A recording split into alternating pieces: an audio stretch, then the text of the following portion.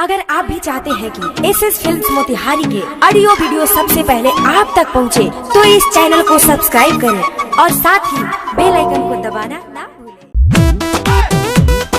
Presented by SS films Motihari.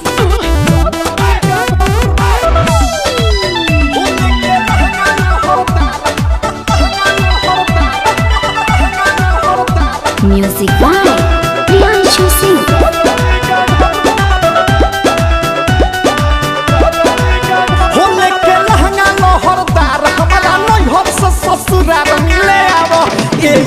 हमारा राजा जी के घर तो लेके लहंगा लहरदार, हमारा नैहर से ससुराल मिले आवो।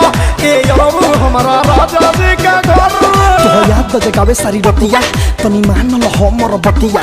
धके गाड़ी तू चलो दिसी आ जा, तो देख के मन बसुरतिया रतिया रतिया या या या या या या या या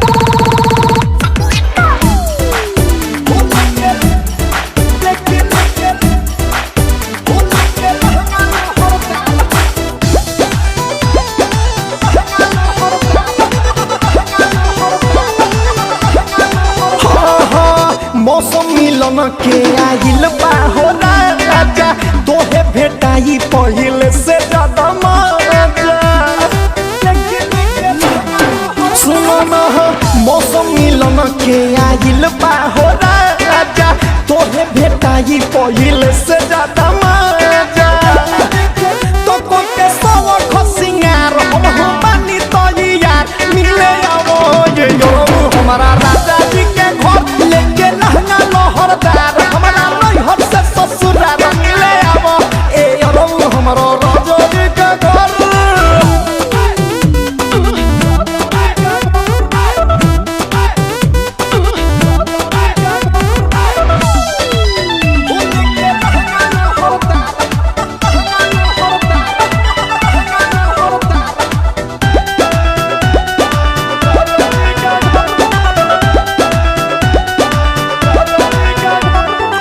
से सहता नहीं दूरी, तो नहीं बुझो मोरा राजा मजबूरी। आके हमर तुझिया जुरा दो, जागल प्यार के प्यासवा बुझा दो, बुझा दो या या या या या या या या हो। केहू न बाटे सौरभ घरे दुआरे, सोयो भी गइल बारे घूमे बाजार।